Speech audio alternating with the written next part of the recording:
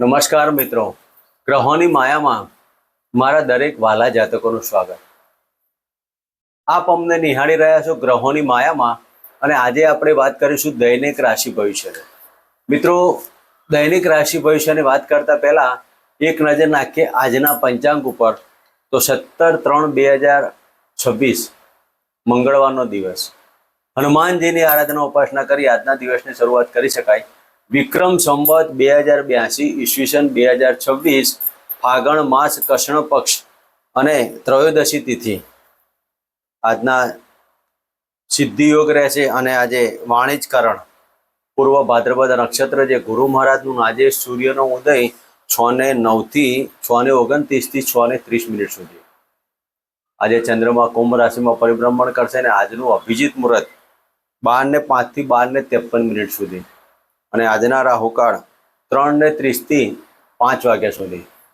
મિત્રો, આ હતું આજનું પંચાંગ. હવે આપણે વાત કરીશું આજનું ગોચર. કુંભ રાશિમાં ગુરુદેવનું પરિભ્રમણ, સિંહ રાશિમાં કેતુ મહારાજ. મિથુન કુંભ રાશિમાં ચતુર્થ ગ્રહ યોગ, ચંદ્ર, મંગળ, સૂર્ય અને રાહુદેવ. ત્રિગ્રહ યોગ, શુક્ર, શનિ અને સૂર્યદેવ. મિત્રો, આ મીન રાશિમાં પરિભ્રમણ કરી રહ્યા છે. તો આ હતું આજનું ગોચર. હવે આપણે વાત કરીશું આજની એક નાનકડી ધાર્મિક ટિપ્સ. મિત્રો, આપે લોકોએ જોયું હશે કે વૈરાગ્ય અલગ અલગ પ્રકારના હોય. વૈરાગ્ય એટલે તમે જ્યારે કોઈક ધાર્મિક જગ્યાઓમાં, પ્રવાસમાં કે કોઈક મંદિરમાં તમે જાઓ અને તમે જ્યારે મંદિરના એરિયાની અંદર તમે જાઓ, માતાજીના હોય કે કોઈ ભગવાનનું મંદિર હોય, ત્યાં તમારી એક વૈરાગ્ય ઊભું થશે, ધાર્મિક વૈરાગ્ય ઊભું થશે.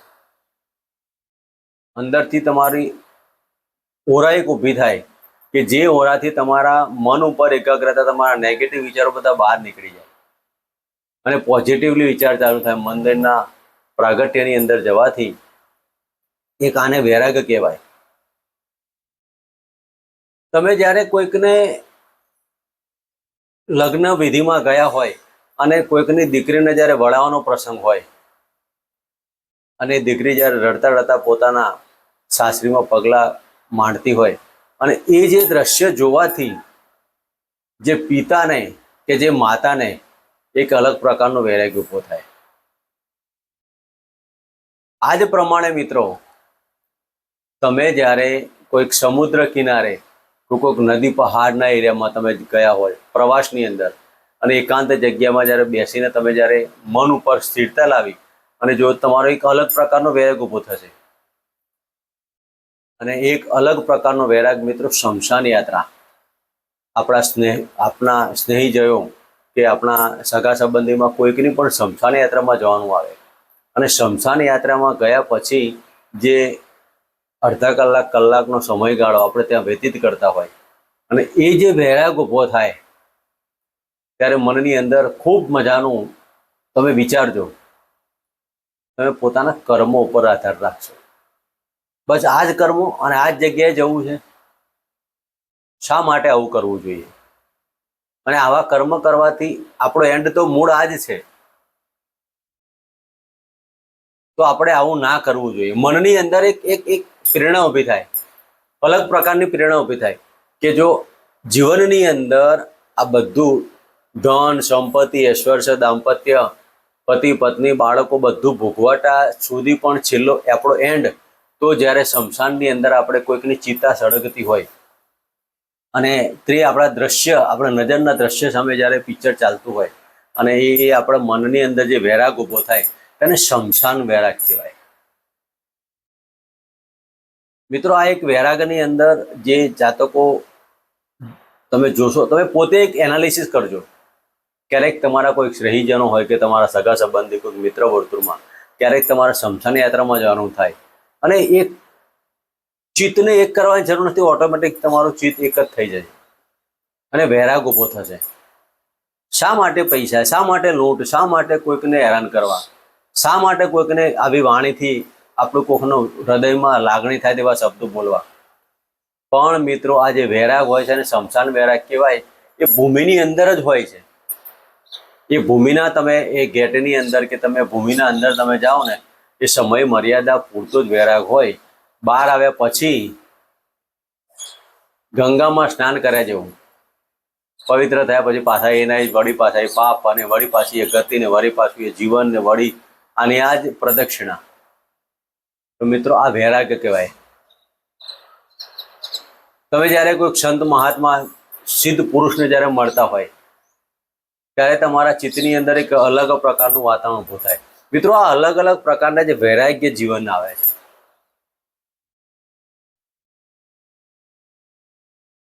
જન્મ કુંડલીમાં 8મો ભાવ એટલે મૃત્યુ અને 12મો ભાવ એટલે મોક્ષ.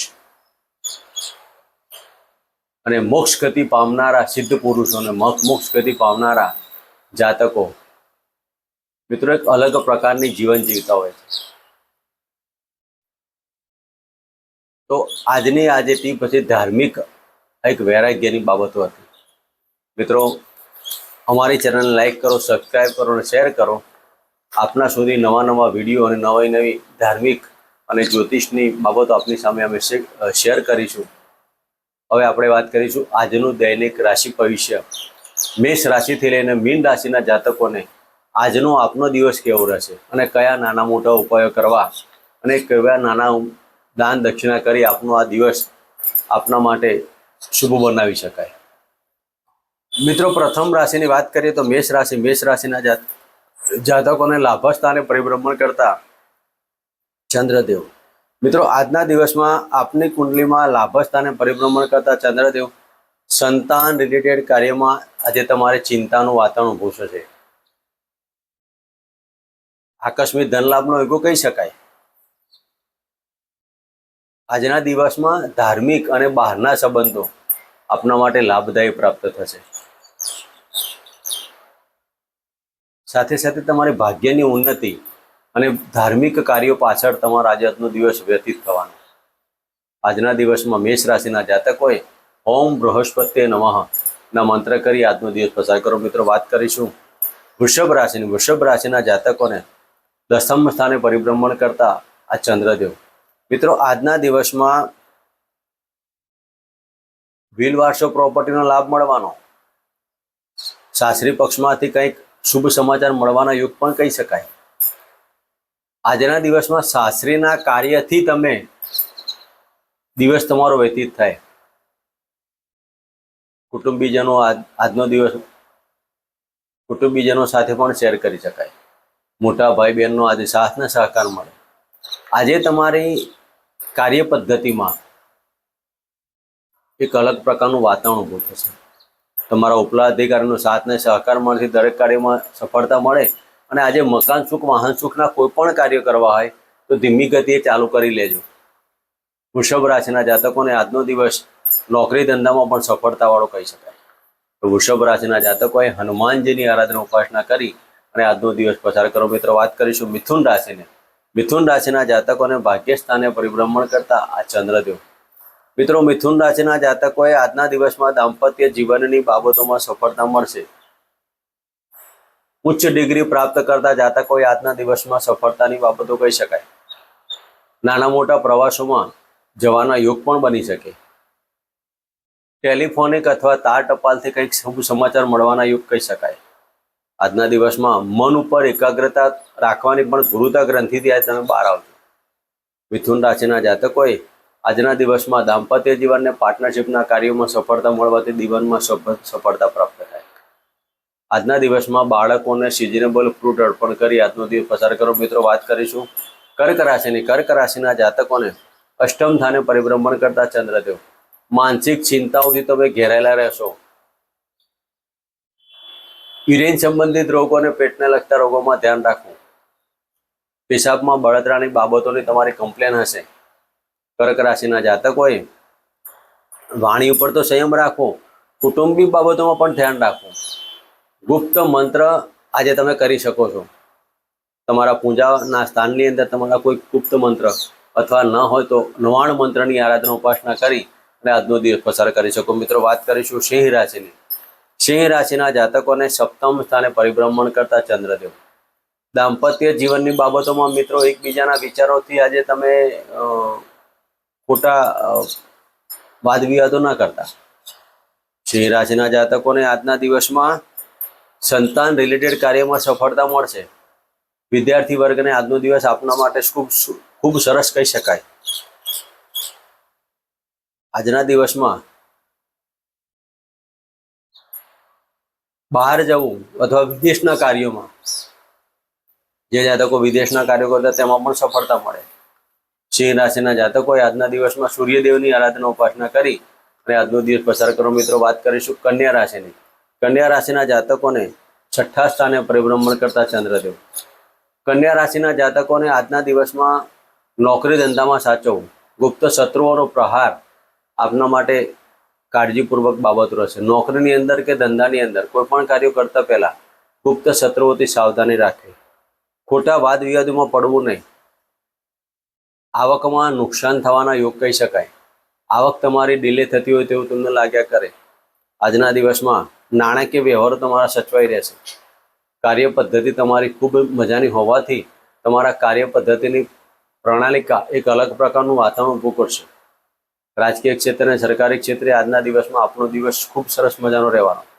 કન્યા રાશિના જાતકોએ આજના દિવસમાં પ્રવાસ કરો તો સાવધાનથી સાવધાની રાખજો. આજના દિવસમાં હોમ બૃહસ્પતિ નમઃ ના મંત્ર કરી આજનો દિવસ પસાર કરો. મિત્રો વાત કરીશું તુલા રાશિની. તુલા રાશિના જાતકોને 5મ સ્થાને પરિભ્રમણ કરતા ચંદ્રદેવ. આજના દિવસમાં પેટને લગતા રોગોમાં કાળજી લેવાની. હાઇપર એસિડિટી અને પેટને લગતા રોગો, ખાવા પીવામાં ખૂબ જ ધ્યાન રાખવું. આકસ્મિક ધન લાભનો યોગો કહી શકાય, પણ ક્યાંક નુકસાનની બાબતો પણ ઉપસ્થિત થાય. પ્રવાસ ખેડવા જાઓ, નોકરીમાં તમારે આકસ્મિક પ્રવાસનો યોગો કહી શકાય. ન ધારેલા કાર્યોમાં તમારા નાણાંનો વ્યય થાય.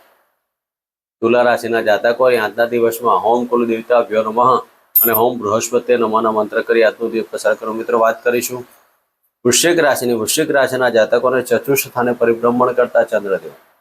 4થા સ્થાને ચંદ્રદેવનું પરિભ્રમણ આજે માતાની તબિયતમાં ચિંતાઓનું વાતાવરણ ઉપસ્થિત થશે. મકાન સુખ, વાહન સુખના કાર્યોમાં આજનો દિવસ પસારતા પણ માતાના મેડિકલ પ્રશ્નથી તમે ચિંતામાં રહેશો. આજના દિવસમાં રાજકીય ક્ષેત્ર અને પિતાના કાર્યમાં સફળતા મળવાથી મનમાં આનંદ ઉત્સાહ થવાનો. ધાર્મિક અને સામાજિક કાર્યો પાછળ આજે નાણાંનો વ્યય થાય. વૃશ્ચિક રાશિના જાતકોએ ઓમ ગમ ગણપતિ નમઃના મંત્ર કરી હનુમાન ચાલીસાના પાઠ કરી આજનો દિવસ પસાર કરો. મિત્રો વાત કરીશું ધન રાશિની. ધન રાશિના જાતકોને 3જા સ્થાને પરિભ્રમણ કરતા ચંદ્રદેવ.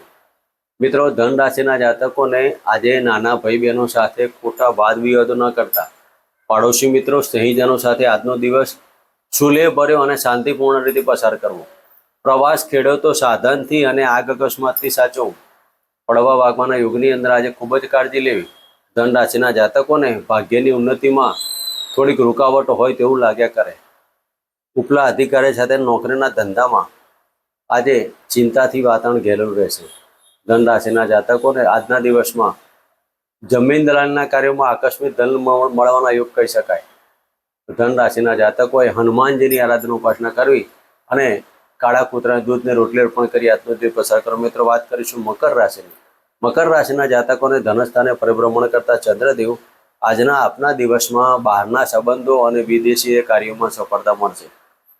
ધન લાભની બાબતોમાં આજે સફળતા મળે. કુટુંબિક વાદ વિવાદ અને વાણી પર સંયમ રાખજો. ગળાને લગતા રોગોમાં સાવધાની રાખવી.